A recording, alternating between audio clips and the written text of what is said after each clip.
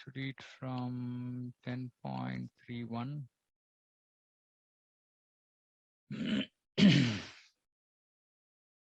Pavana Pavatamasmi Rama Shastrabratam Maham Jashanam Makaraschasmi Srotasam Asmi Jannavi. Of purifiers, I am the wind.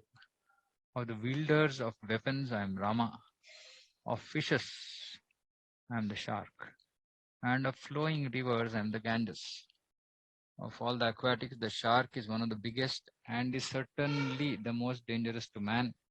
Thus, the shark represents Krishna.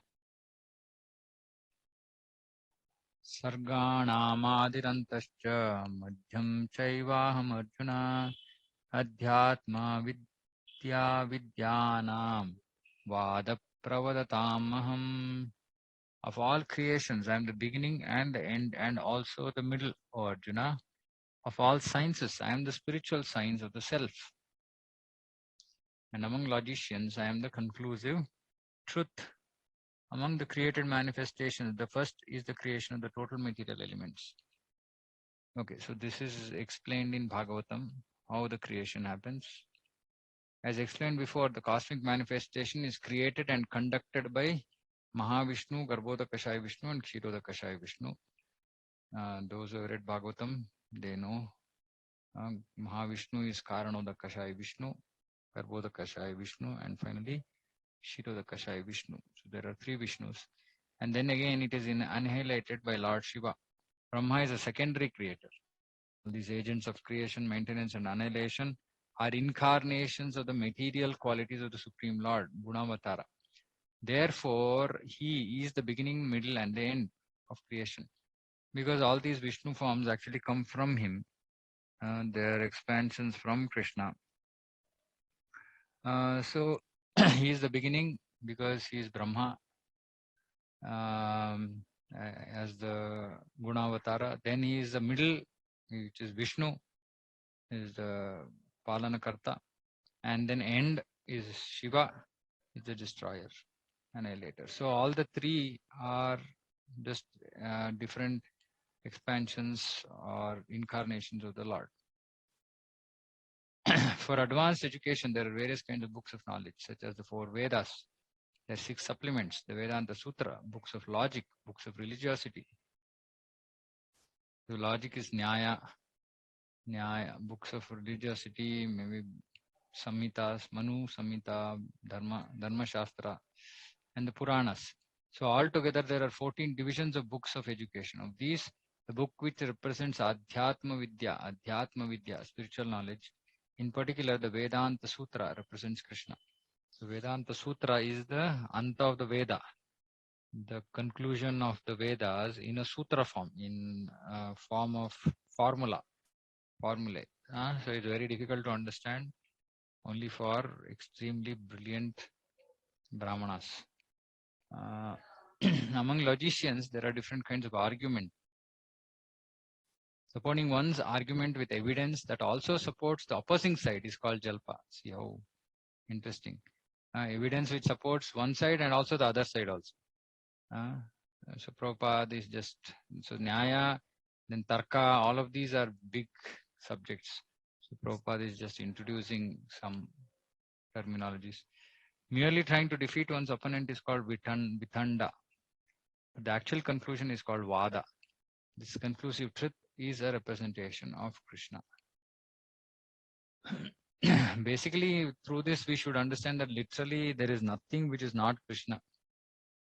That is the whole idea. That much consciousness we need to develop. Aksharanam akharosmi dvandvasamasika cha aham evakshaya kalo dhataham vishvatomukaha. Of letters, I am the letter A. No, A. And among compound words, I am the dual compound, Dvandva Samasa. I am also inexhaustible time, Akshaya Kala. And of creators, I am Brahma. Akara, the first letter of the Sanskrit alphabet, is the beginning of the Vedic literature. Without Akara, nothing can be sounded. Therefore, it is the beginning of sound. In Sanskrit, there are also many compound words, Dvandvas. of which the dual word like Ramakrishna is called Dvandva, that is Samasa. Um, in this compound, the words Rama and Krishna have the same form, and therefore the compound is called dual. Okay, this technical, I don't have much idea. Among all kinds of killers, time is the ultimate because time kills everything. Time is the representative of Krishna because in due course of time there will be a great fire and everything will be annihilated. So this is the process of annihilation. There's a great fire which starts from the mouth of Ananta, who's at the bottom of the Brahmanda. And that fire engulfs all the three lokas. And then after that, there'll be huge rain, and that all the planets get engulfed. That is annihilation. Among the living entities who are created as Brahma, who has 4 heads, is the chief.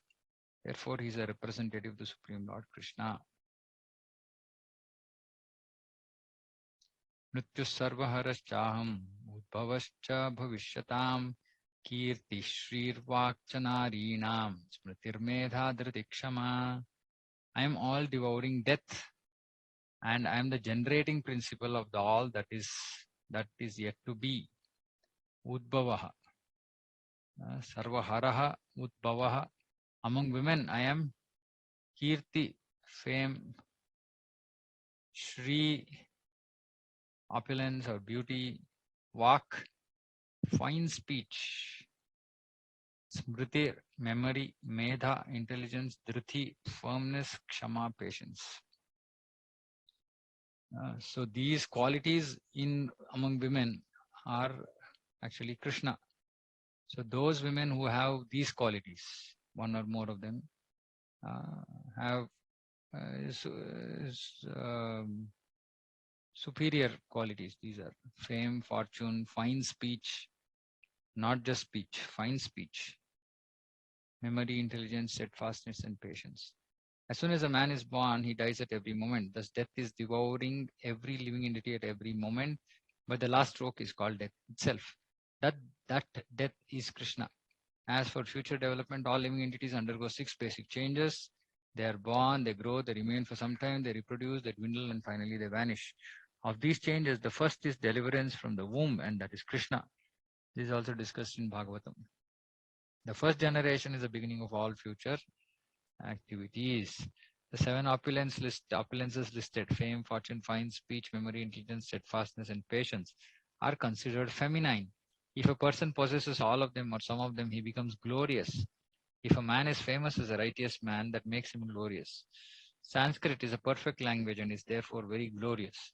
If after studying one can remember a subject matter, he is gifted with good memory or smriti, and the ability not only to read many books on different subject matters, but to understand them and apply them when necessary is intelligence.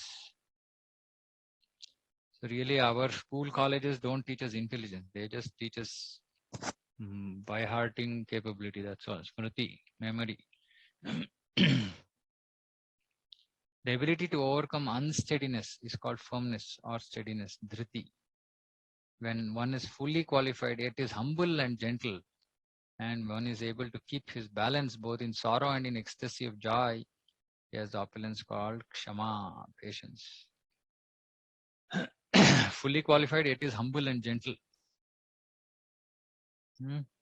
and equipoised in sorrow and happiness. This has the quality of kshama.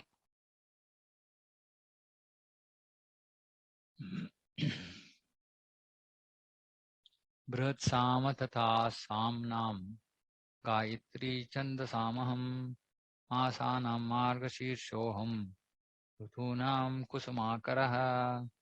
Of the hymns in the Samaveda, I am the Brihat Sama. This Brihat Sama is played when Garuda flaps his wings. And of poetry, I am the Gayatri. Of poetry, Chandas. Of Chandas, I am Gayatri. Of Masanam, Margashira, November, December. And Rutunam, Kusumakara, spring, Rutu, among Rutu. It has already been explained by the Lord that amongst all the Vedas, he is Samaveda. The Samaveda is rich with beautiful songs played by various demigods. One of the songs is Brat Sama, which has an exquisite melody and is sung at midnight. In Sanskrit, there are different rules that regulate poetry. Rhyme and meter are not written whimsically, as in much modern poetry. Amongst the regulated poetry, the Gayatri Mantra, which is chanted by the duly qualified Brahmanas, is the most prominent. The Gayatri Mantra is mentioned in the Srimad Bhagavatam. Because the Gayatri Mantra is especially meant for God realization, it represents the Supreme Lord. This mantra is meant for spiritually advanced people, and when one attains success in chanting it, he can enter into the transcendental position of the Lord. To even chant this mantra requires qualification. That is why one who becomes Brahmin initiated, gets a Brahminical status, he can chant Gayatri Mantra, which means that he should be living like a Brahmana. Shamadama, Titiksha, Arjava. So there are so many things, qualities one has to develop. Then they can get this mantra and then can become spiritually advanced. And he can enter transcendental portion of the Lord. One must first acquire the qualities of the perfectly situated person.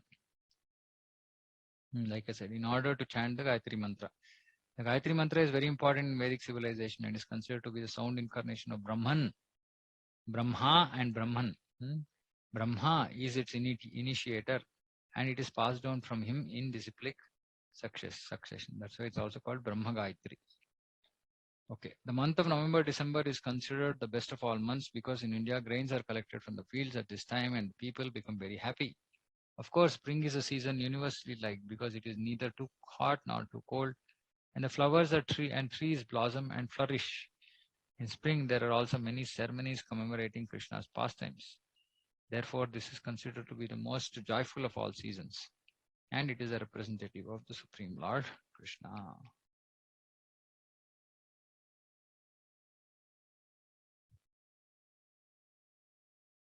Dyutam chalayatam asmi tejasvi namaham jayosmi vyavasayosmi sattvam sattvavatam aham.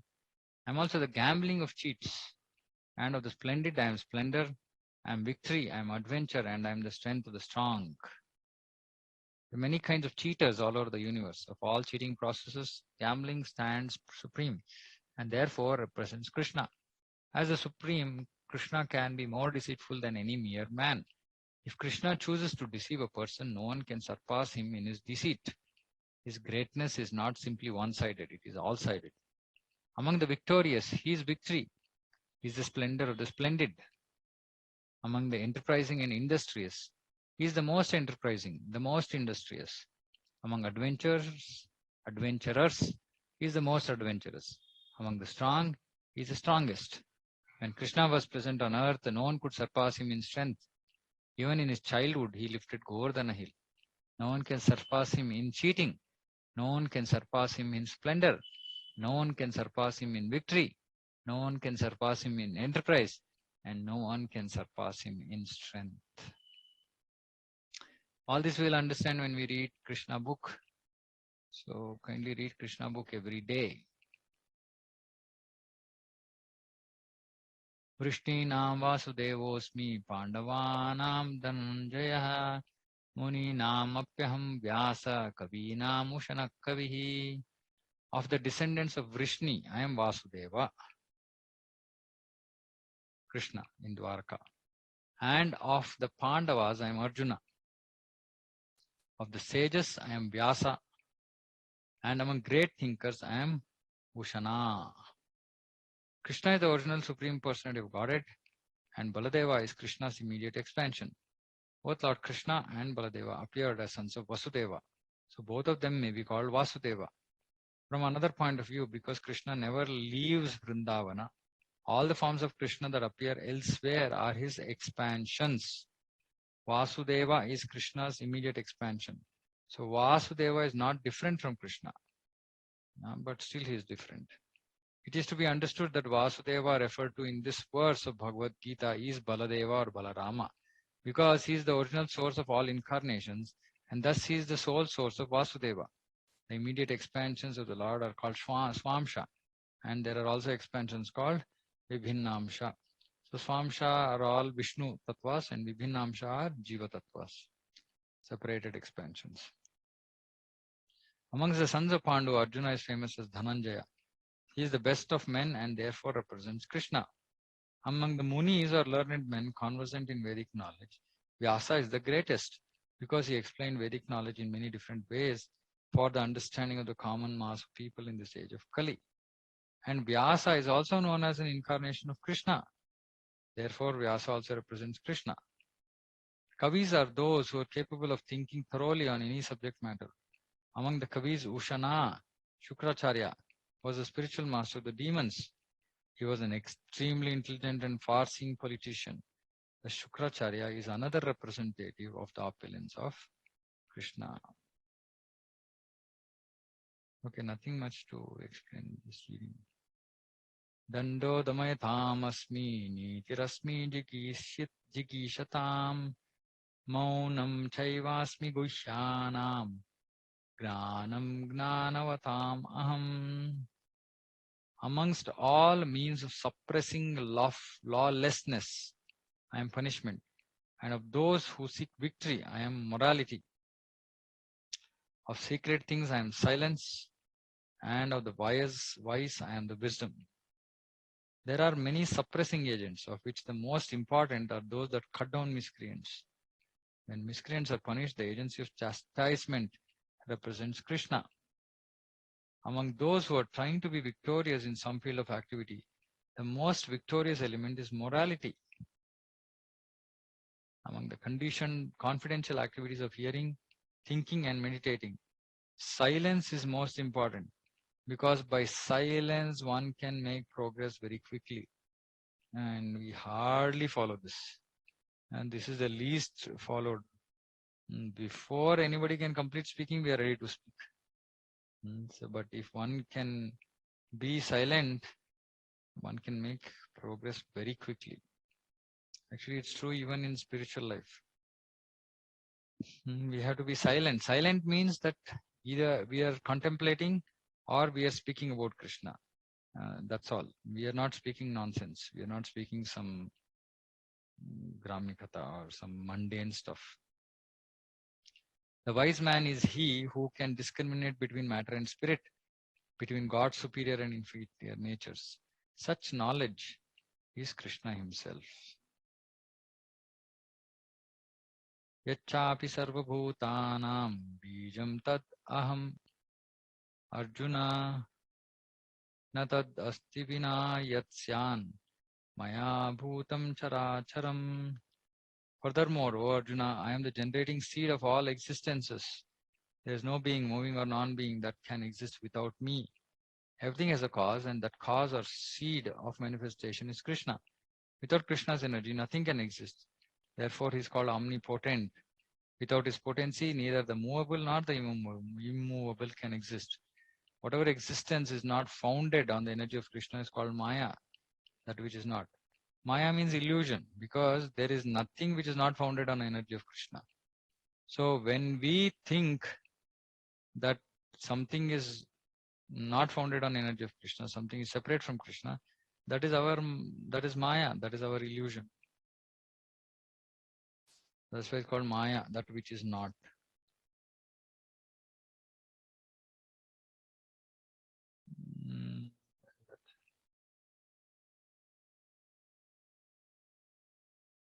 Nantosti mama divyanam vibhutinam parantapa esha tu deshata prokto vibhuter vistaro maya. O mighty conqueror of enemies, there is no end to my divine manifestations. What I have spoken to you is but a mere indication of my infinite opulences. As stated in the Vedic literature, all the opulences and energies of the Supreme are understood in various ways. There is no limit to such opulences. Therefore, not all the opulences and energies can be explained.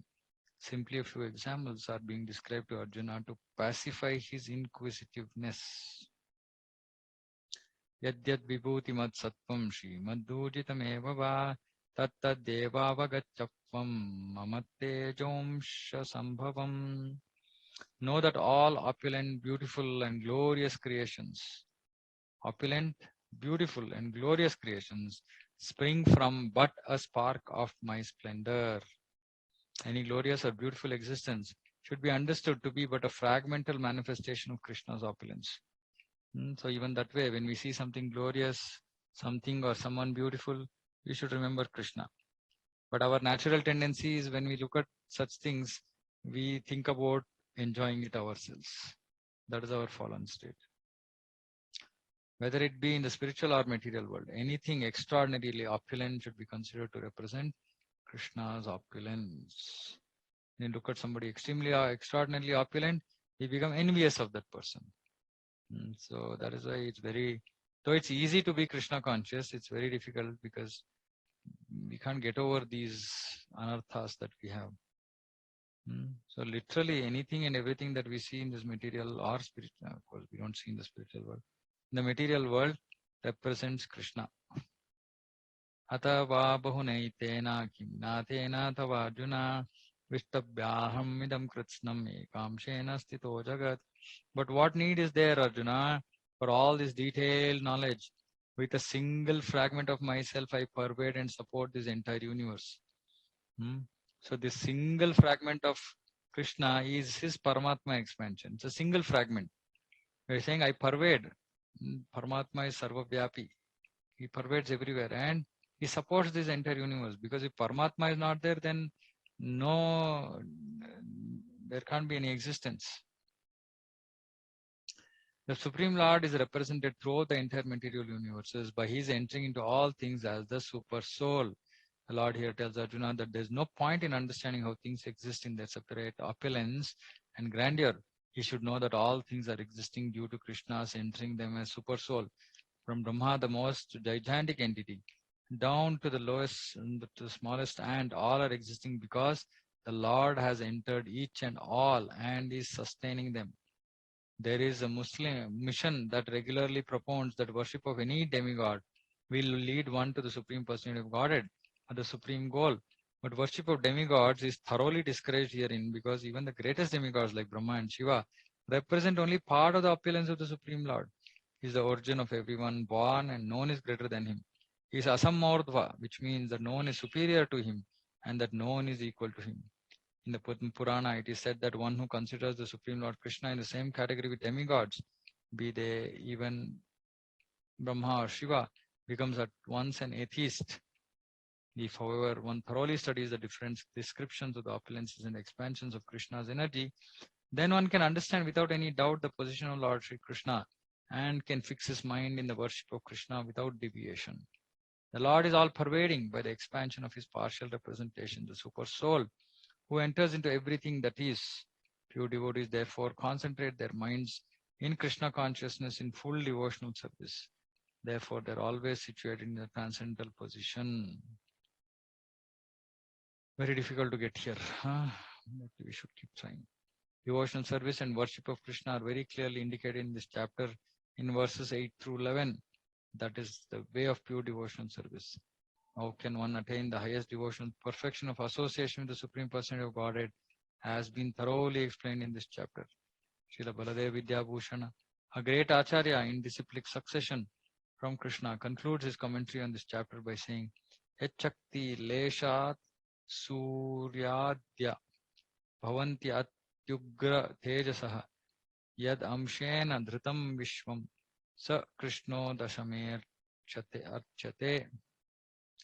From Lord Krishna's potent energy, even the powerful sun gets its power, and by Krishna's partial expansion, the whole world is maintained.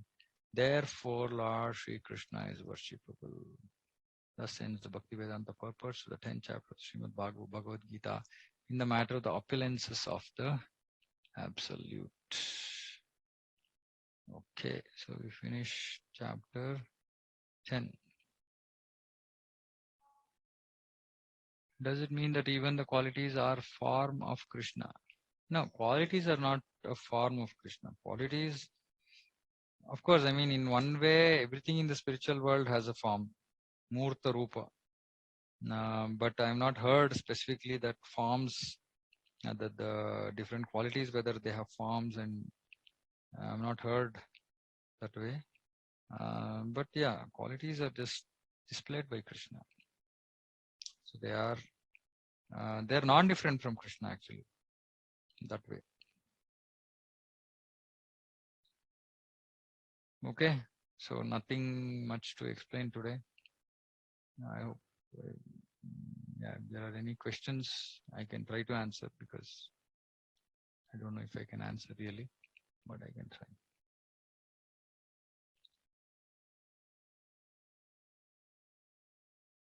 Okay, no questions.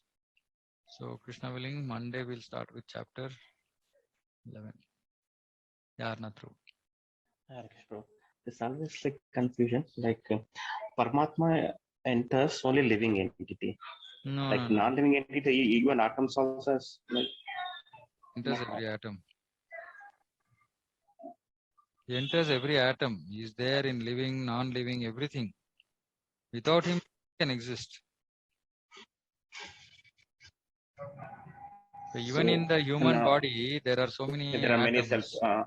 There are many cells. So Paramatma is there in every cell, every atom. But there is also chief, there's also one Paramatma, main Paramatma type in one body. Yeah, who's sitting in the region of the heart. He is the Hanumantopadrishta, but for the body. But for the cell, there's another Paramatma.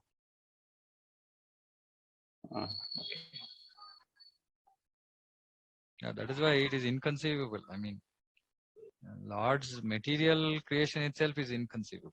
And what to think about spiritual creation?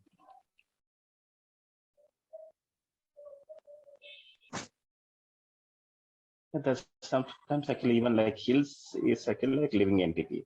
Yeah. It grows. Yes, for example, all the Meru. hills. Yeah. I mean, it depends on where Krishna gives the strength. For example, Himalayas don't move, Meru moves. Like that. So Krishna has to empower something, but everything has the ability if it has to, because Paramatma is present. Right? It just depends on whether Krishna likes it to move, not move, etc. Prabhu, I heard once, I don't know if it's true, did hills have wings in the past? Yeah, they used to have. This was before Jatayu, before Ramayana time. And then these hills used to fly, and then sometimes they used to just crash, accidents. And so then what happens is all the living entities pray to Indra, saying that, please do something. So then Indra takes his thunderbolt and Vajrayuda and he cuts off all the wings.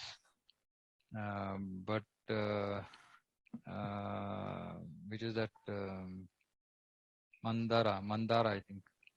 Mandara Parvat is protected. Vayu protects Mandara Parvat. He takes him to the depths of the ocean and protects his wings from being cut. So that is why when Vayuputra Hanuman, he is flying to Lanka, Mandara Parvat gives him, I don't know, I can't remember, is it Mandara or Mandara, I think. He comes up, when Hanuman is flying from under the ocean, he comes up and prays to Hanuman, saying that, why don't you rest here for a while, because your father has done a great he had done a great favor on me.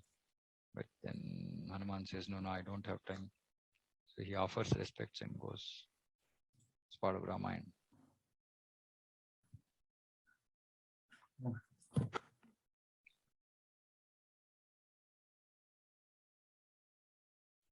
Okay. Nothing else? Okay. Then we can close. Vanchakalpatarubhyascha kripasindhubhyascha patitanam pavanebhyo vaishnavebhyo namo namaha. So, Veta Gaura Bhakta Vrinda ki jai. Hare Krishna.